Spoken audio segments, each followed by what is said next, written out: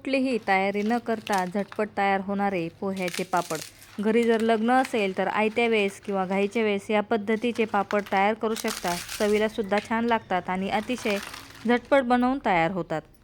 घरामध्ये ऊन येत नसेल तरी फॅनखाली परफेक्ट हे पापड सुकवून तयार होतात.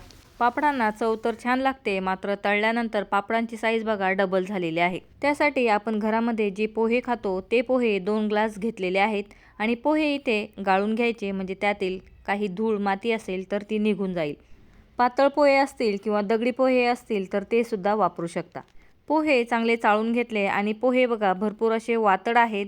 हाताने चुरले तर बघा त्याचा चुरा होत नाही. मग या पोह्यांना 1 ते 2 तास ऊन दाखवून घ्यायचं किंवा जर घाई असेल तर मग हे पोहे भाजून घ्यायचे. आपल्याला झटपट पापड बनवायचे आहेत म्हणून मी हे पोहे लो फ्लेमवरती 4-5 मिनटं भाजून घेतले. खूप डार्क कलर येईपर्यंत भाजायचे नाहीत. पोह्यांचा हलकासा कलर बघा इथे चेंज झालेला आहे आणि पोहे हलकेसे फुललेले सुद्धा आहेत. त्याचबरोबर पोहे एकदम क्रिस्पी सुद्धा तयार झालेले आहेत. आता या पोह्यांना एखाद्या सुती कपड्यावरती टाकून थंड करून घ्यायचे.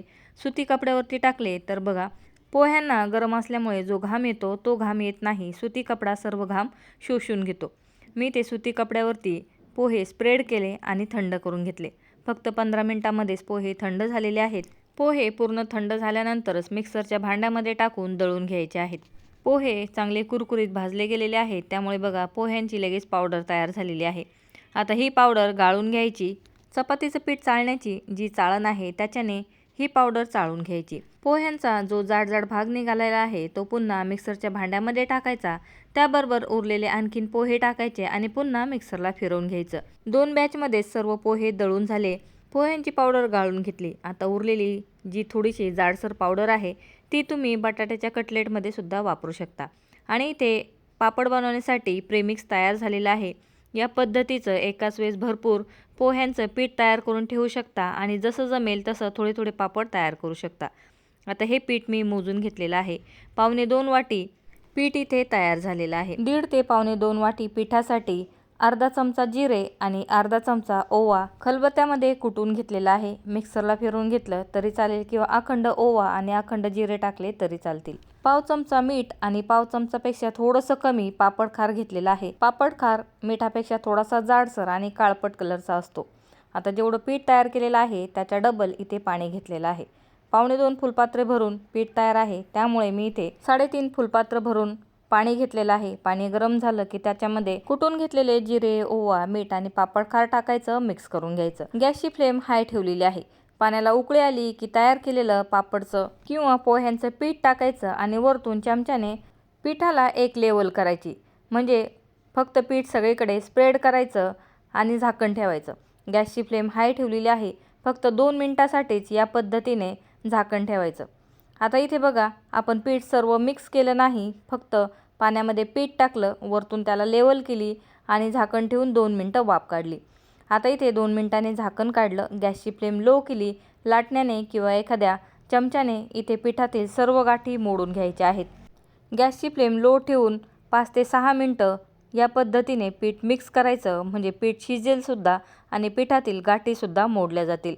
टोटल मी 6 ते 7 मिनिटं या पद्धतीने पीठ मिक्स करून घेतलं आणि बघा अजिबात पिठामध्ये गाठ पडलेली नाही. आता लाटण्याला लागलेलं सर्व पीठ काढून घेतलं आणि झाकण ठेवून 4 मिनिटं वाफ काढून घेतली.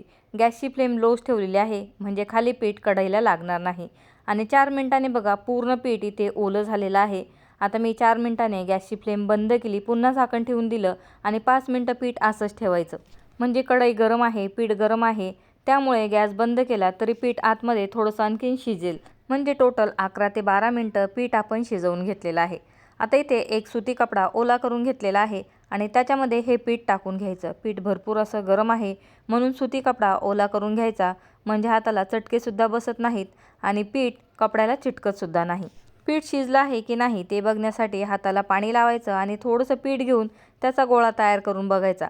इथे परफेक्ट गोळी तयार झालेली आहे, म्हणजे पीठ परफेक्ट शिजलेलं आहे. आता सुती कपड्यामध्ये पटपट हे पीठ मळून घ्यायचं, म्हणजे पिठातील सर्व गाठी मोडल्या जातील आणि पीठ एकदम मऊसूत तयार होईल. ओल्या सुती कपड्यामध्ये पीठ टाकून सुद्धा बघा हाताला भरपूर असे चटके लागतात. मग काय करायचं, हात थंड पाण्यामध्ये ओला करायचा आणि या पद्धतीने पिठाची मालिश करून घ्यायची आणि लगेच बघा पीठ एकदम सॉफ्ट होण्यास सुरुवात झालेली आहे. तरीसुद्धा हाताला खूप चटके बसत असतील तर पावभाजी स्मॅशर किंवा बटाटा बारीक करायचं स्मॅशर असेल तर त्याच्या मदतीने पिठातील सर्व गाठी मोडून घ्यायच्या. फक्त पीठ गरम आहे तोपर्यंत सर्व प्रोसेस करून घ्यायची. इथे सर्वात महत्त्वाचं म्हणजे पीठ इथे आपल्याला चांगलं मळून घ्यायचं, सॉफ्ट तयार करून घ्यायचं. म्हणजे पापड करताना पापड चिरत नाहीत, पापड सुकल्यानंतर सुद्धा पापड तुटत नाही किंवा पापडाचा चुरा होत नाही. म्हणून इथे पटपट पीठ गरम आहे त्याच वेळेस पिठातील सर्व गाठी मोडून घ्यायच्या. आता या कपड्यामधील पीठ काढून घेतलं आणि हाताने पुन्हा थोडंसं या पिठाची मालिश करून घेतली. अजूनसुद्धा पीठ भरपूर असं गरम आहे. आता या पिठाच्या लाट्या तयार करून घ्यायच्या. जमत असतील तर हाताने तयार करून घ्यायच्या किंवा सुरीच्या मदतीने याच्या लाट्या तयार करू शकता. पीठ हाताला चिटकत असेल तर हाताला थोडंसं तेल लावून पीठ मळून घेतलं तरी चालेल. मी आता या पिठाचे 2 भाग केले आणि सुरीच्या मदतीने एक समान भाग करून हाताने याच्या लाट्या तयार करून घेतल्या. आणि या लाट्या बघा जेवढ्या जमतील तेवढ्या सॉफ्ट तयार करायच्या. थोडंसं जोर देत पिठाची मालिश करायची आणि लाटी तयार करायची. म्हणजे पापड बनवताना पापड चिरत नाहीत. आता एक लाटी घेतलेली आहेत, बाकीच्या लाट्या झाकून ठेवायच्या आणि इथे प्लास्टिकला थोडंसं तेल लावून घेतलेलं आहे. त्याच्यामध्ये लाटी ठेवायची. नंतर वरतून हाताने लाटी दाबायची आणि पुरी यंत्रामध्ये लाटी प्रेस करून घ्यायची. पीठ एकदम मऊसूत तयार झालेलं आहे त्यामुळे बघा एकदम पटकन पापड दाबला जात आहे. आणि पापड बघा किती सुंदर तयार झालेला आहे. आता हे पापड घरामध्येच फॅन खाली टाकू शकता. ऊन येत असेल तर उन्हामध्ये डायरेक्ट पापड सुकवले तरी चालतील. मात्र ज्यांच्या इथे ऊन येत नाही त्या या पद्धतीने फॅनखाली पापड 4-5 दिवस सुकवून घेऊ शकतात. आणि पापड बघा किती सुंदर तयार होत आहेत. फक्त पापडची लाटी थोडीशी जोर देऊन म्हणजे पिठाची मालिश करत मऊसूत लाटी तयार करायची. म्हणजे एकसुद्धा पापड चिरत नाही. आणि पापडाचं पीठ थोडंसं गरम आहे त्याच वेळेस पापड तयार करून घ्यायचे. प्लास्टिकला दोन्ही साईडने थोडं थोडं तेल लावलं आणि इथे पापड तयार करून घेतले. अजिबात जास्त तेलाचा सुद्धा आपण वापर केला नाही. आणि बघा एकदम पटापट पापड निघत आहेत. कुठलीही तयारी न करता पोह्यांचे पापड बनवू शकता. घरी जर लग्न असेल तर लग्नाच्या वेळेस खूप घाई असते. अशा वेळेस या पद्धतीचे झटपट तयार होणारे पापड ट्राय करू शकता. आणि बघा पापड किती सुंदर तयार होत आहेत. अजिबात प्लास्टिकला पापड चिटकत नाही आणि पापडाचं पीठ एकदम मऊसूत तयार झालेलं आहे. पुरी यंत्र नसेल तर कशा पद्धतीने पापड बनवायचे त्याचा तांदूळचा किंवा भाताचा पापड याचा व्हिडिओ आपल्या चॅनलवरती पोस्ट केलेला आहे. डिस्क्रिप्शन बॉक्समध्ये लिंक दिलेली आहे. आणि पापड बघा कुठे जाड असेल तर या पद्धतीने हाताने स्प्रेड करत त्याला शेप देऊ शकता किंवा पापड पातळ करू शकता. आणि बघा किती सुंदर पापड तयार झालेले आहेत. कुठल्याही पापडमध्ये गाठ पडलेली नाही. टोटल तयार केलेल्या पिठापासून 18 मोठ्या साईजचे पापड तयार झालेले आहेत. मी 1 दिवस 1 रात्र फॅनखाली पापड सुकवले आणि 2 दिवस पापडांना ऊन दाखवून घेतलं. ऊन येत असेल तर 2-3 दिवसामध्येच पापड परफेक्ट सुकतात. पापड चांगले सुकल्यानंतरच थंड करून त्यांना स्टोअर करायचं म्हणजे पापड खराब होत नाहीत. आणि बघा किती सुंदर पापड तयार झालेले आहेत. पापड चिरले तरी पापड तुटत नाहीत किंवा फाटत नाही. आणि चांगल्या गरमागरम तेलामध्ये पापड तळून घ्यायचे. फक्त पापड तळण्यासाठीचं तेल खूप धुवाधारसुद्धा गरम करायचं नाही, नाहीतर पापड जळतात आणि लाल पडतात. तर बघा पापडाला कलर किती सुंदर आलेला आहे आणि पापड फुलून डबल झालेला आहे. खूप पातळ पापड आवडत असतील तर पापड बनवताना एकदम पातळ पापड तयार करायचे. सुकल्यानंतर ते आणखीन पातळ तयार होतात. आणि बघा पापडांची साईज कलर किती सुंदर तयार झालेला आहे. कमी तेल वापरून आपण पापड तयार केलेले आहेत त्यामुळे वर्षभर पापड स्टोअर केले तरी पापडांना वास येत नाही. आणि या पापडांना खरंच खूप छान टेस्ट लागते. नक्की एकदा पोह्यांचे पापड ट्राय करून बघा.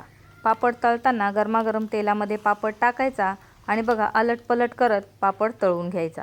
याच पद्धतीने भाताचा पापड, साबुदाणा पापड, बटाटा वेफर्स सर्व व्हिडिओ आपल्या चॅनलवरती पोस्ट केलेले आहेत. डिस्क्रिप्शन बॉक्समध्ये सर्वांची लिंक दिलेली आहे. नक्की जाऊन चेकआउट करू शकता. बराच वेळेस घरी लग्न असलं की पापडांचा वापर भरपूर प्रमाणात होतो. त्यावेळेस या पद्धतीने झटपट तयार होणारे पापड ट्राय करू शकता. आणि बघा इथे मी 5-6 पापड तळून घेतलेले आहेत. सर्वच पापड तळताना दाखवले नाहीत. सर्वच पापड फुलून डबल झालेले आहेत. अगदी घरामध्ये एकट्या असाल तरीसुद्धा तुम्ही हे पापड तयार करू शकता. पापडांना चव खरंच खूप छान लागते. लहान मुलं पापड खातात म्हणून मी पापडामध्ये मिरची टाकली नाही. तिखट आवडत असेल तर या पापडांमध्ये थोडीफार हिरवी किंवा लाल मिरचीचा वापर केला तरी चालेल. आणि बघा सर्वच पापड फुलून डबल झालेले आहेत. पापडांना कलर खूप सुंदर आलेला आहे. आणि ज्या पद्धतीने नाचणीचा खुसखुशीत पापड तयार होतो त्याच पद्धतीचा पापड तयार झालेला आहे. पापडांना टेक्स्चर बघा किती छान आलेला आहे. आणि पापड दिसायला जेवढा सुंदर आहे चवीला सुद्धा तेवढाच अप्रतिम आहे. मी ज्या पद्धतीने प्रमाण सांगितलेलं आहे त्याच पद्धतीने प्रमाण घेऊन जर पापड बनवले तर परफेक्ट पापड तयार होतील। आणि पापड बघा, हातामध्ये घेताच पापडाचे तुकडे होत आहेत, एवढा कुरकुरीत पापड तयार झालेला आहे। पापड बघूनच तुमच्यासुद्धा तोंडाला पाणी येत असेल। नक्की या उन्हाळ्यामध्ये पोह्याचा पापड ट्राय करून बघा। व्हिडिओ आवडला तर व्हिडिओला लाईक करायला, चॅनलला सबस्क्राईब करायला विसरू नका। व्हिडिओ बघितल्याबद्दल धन्यवाद।